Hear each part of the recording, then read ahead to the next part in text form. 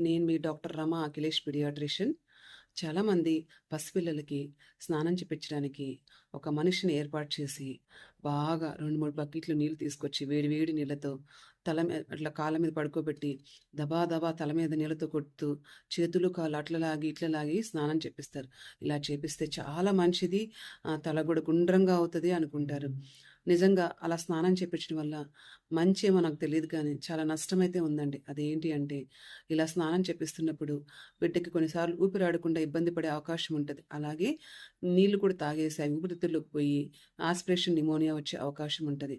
అదేవిధంగా వాళ్ళ కార్టిలేజ్ ఏంటంటే, లాగినప్పుడు గట్టి గట్టిగా చేతులు, కాళ్ళు లాగినప్పుడు వాళ్ళ కార్టిలేజ్ అంటే చాలా డెలికేట్‌గా ఉంటది కాబట్టి ఫ్రాక్చర్ అయ్యే అవకాశాలు కూడా ఉంటాయి.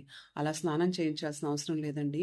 నార్మల్‌గా వాళ్ళకి నార్మల్‌గా నీళ్లు పెట్టి స్నానం చేపిస్తే సరిపోతుందండి. మనిషిని పెట్టి చేయించాల్సిన అవసరం అయితే లేదండి. Thank you.